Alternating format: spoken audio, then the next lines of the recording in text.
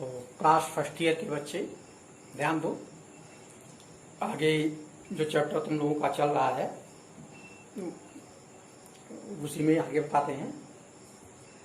Mathematical induction का गणितीय आगमन सिद्धांत या प्रिंसिपल ऑफ मैथमेटिकल इंडक्शन क्या है। क्वेश्चन हमने लिया है prove by mathematical induction for every N belong to capital N set of natural number है। जो नेचुरल नंबर होता है 1 2 3 4 5 अप टू इनफाइनाइट। तो इसी के लिए गणितीय आगमन सिद्धांत से हमें सिद्ध करना है 1 into 4 into 7 plus 2 into 5 into 8 plus 3 into 6 into 9 and so on plus n into n plus 3 into n plus 6 equal to 1 by 4 n into n plus 1 into n plus 6 into n plus 7 ये दिया गया है। और इसके आधार पर हमें इसको mathematical induction के आधार पर प्रूव करना है कि क्या दिया गया कथन सत्य है। तो उसके लिए हम तीन चीजें ग्रुप करते हैं। हम पहली प्राकृतिक संख्या के लिए देखते हैं। First of all we check the first for first natural number. और पहली प्राकृतिक संख्या है 1, पहले उसके लिए देखेंगे और उस पर सही होने पर फिर आगे चलेंगे। किसी प्राकृतिक संख्या के लिए चेक करते हैं क्या उस पर सही है, उसको मानते हैं और फिर उसको उत्तरवर्ती के लिए चेक कर लेते हैं कि जो अगर उसके लिए सत्य है तो इसका मतलब प्रत्येक प्राकृतिक संख्या के लिए दिया गया कथन सत्य होगा। तो अब आगे देखोगे इसका प्रूफ क्या है। तो प्रूफ इस कथन को हम देख लेते हैं late Pn such that 1 into 4 into 7 2 into 5 into 8 3 into 6 into 9 plus and so on n into n plus 3 into n plus 6 equal to 1 by 4 n n plus 1 n plus 6 और n plus 7 for n equal to 1। n बराबर 1 के लिए check करते हैं ना। n बराबर 1 के लिए देखेंगे तो n के स्थान पर 1 लिखेंगे। देयरफॉर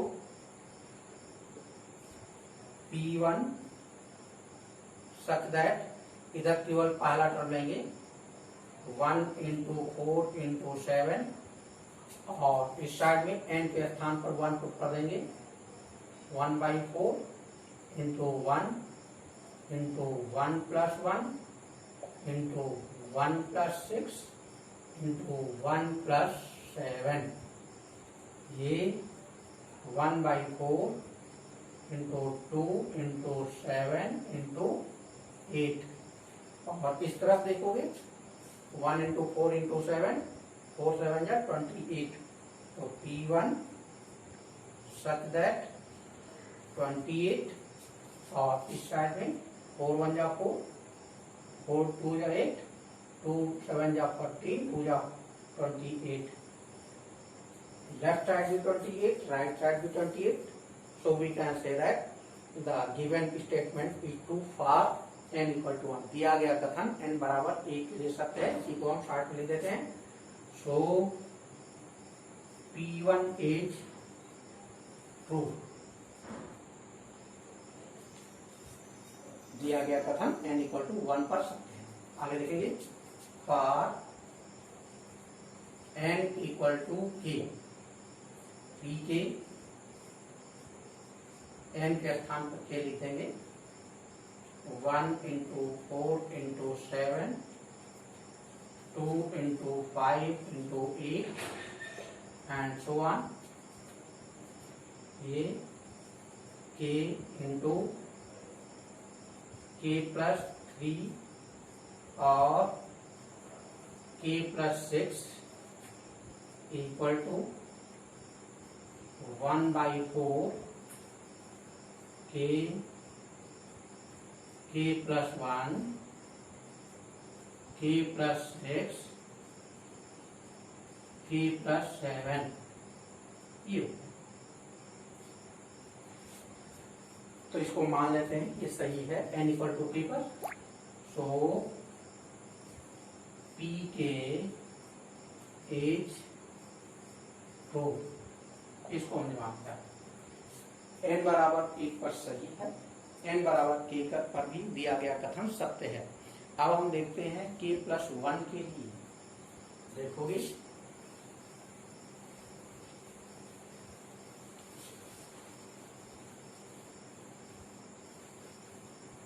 आगे देखेंगे कि for n equal to k plus 1 के लिए चेक करते हैं आगे।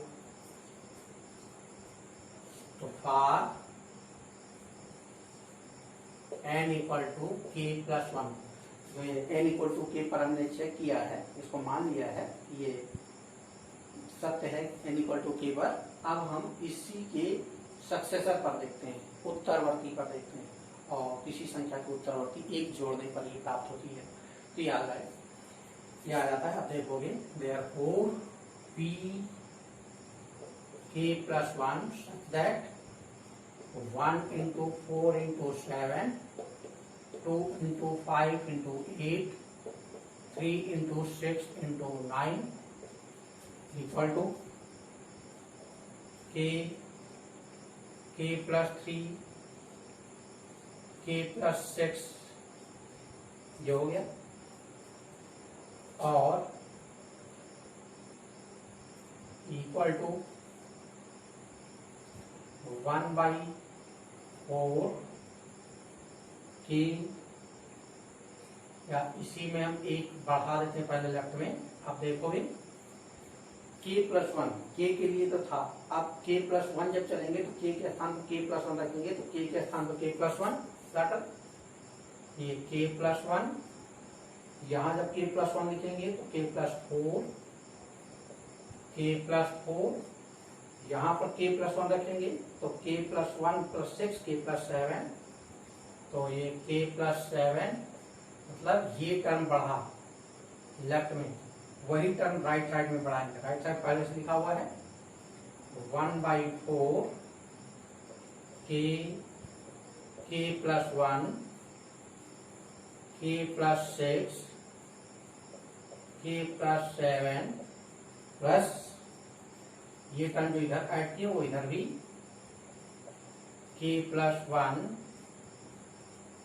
k प्लस 4 और k प्लस 7, ये इधर भी ऐड करते हैं।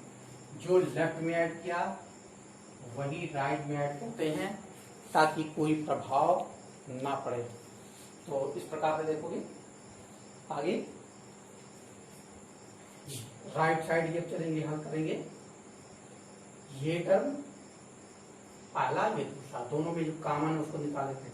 कॉमन है क्या, k प्लस 1 k प्लस 1, फिर k प्लस 7 k प्लस 7 मिलता है, तो जो कॉमन है उसको बाहर कर लेते हैं। तो k प्लस 1 और k प्लस 7, यहाँ 1/4 बचता है, k बचा, और इंटू k प्लस 6 बचता है। उधर देखोगे k प्लस 1 चला गया इस तरफ, k प्लस 7 तो बचता है k प्लस 4, ये बच गया, जो बचता है उसको लिख लिया। Next term k plus 1 k plus 7, ये हुआ, इसका एलसीएम ले लेते हैं। और इसका जब हम एलसीएम लेंगे, यहाँ पर एलसीएम लेंगे तो देखोगे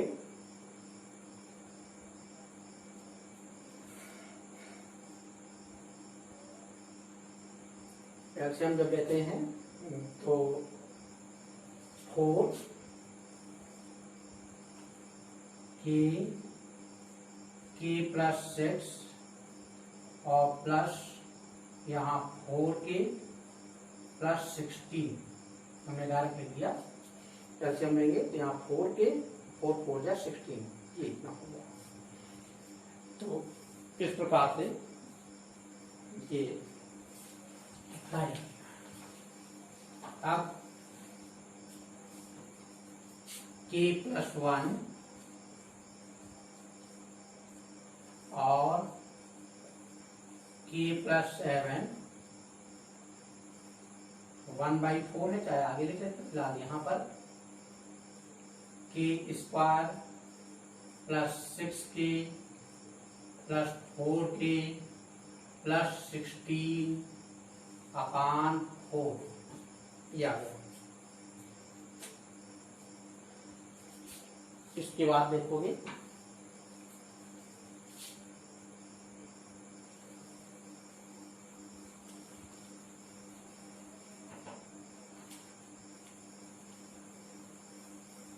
इसके बाद यहां लिखते हैं ये k प्लस 1 k प्लस 7 और इसको 1/4 भी पहले लिखते हैं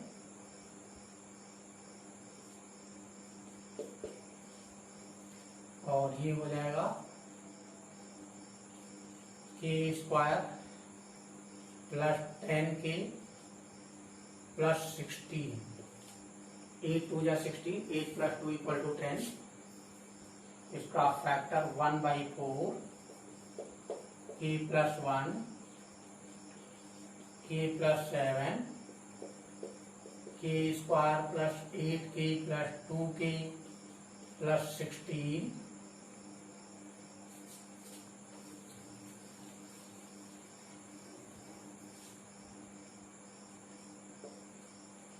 4 k प्लस 1 k प्लस 7 और k common k plus 8 2 common k plus 8 1/4 k plus 1 k plus 7 और इसमें k प्लस 8 ये कॉमन तो k प्लस 8 और बचेगा k plus 2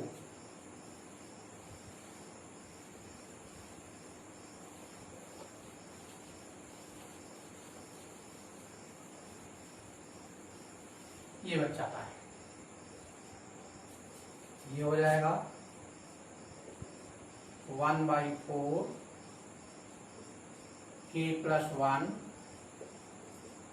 k plus 2 k plus 7 k plus 8। अब कंपेयर करते हैं 1 देखेंगे कि n के स्थान पर k प्लस 1 हो गया कि नहीं।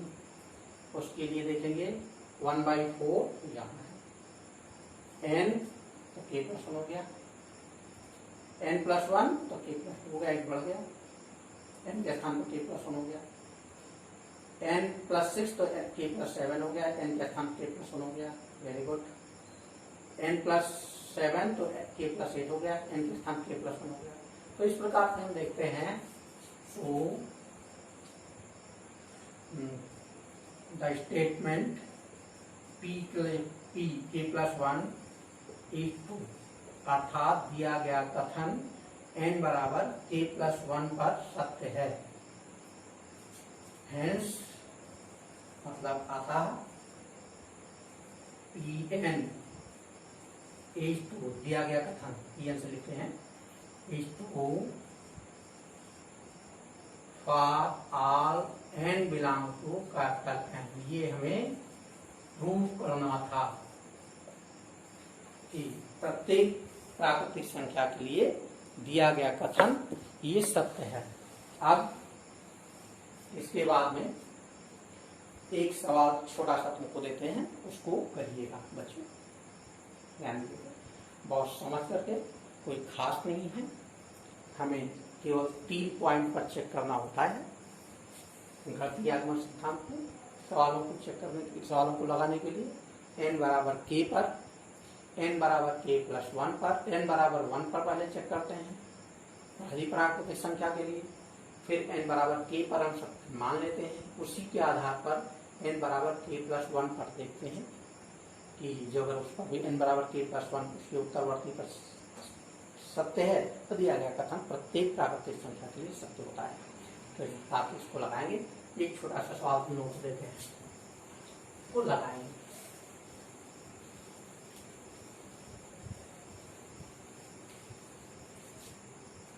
ये है प्रूव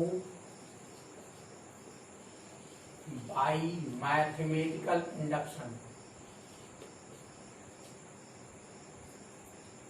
1 + 5 + 5 स्क्वायर + 5 क्यूब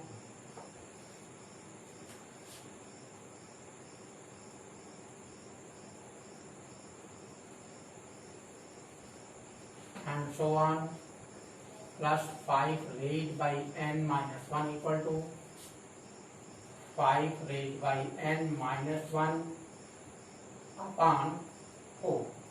ये दिया गया कथन जो है इसको तुमको गणितीय आगमन सिद्धांत से सिद्ध करना है कि LHS और RHS प्रत्येक प्राकृतिक संख्या के लिए सत्य है या नहीं, ये तुमको दिखाना है। जो करिएगा देखिएगा।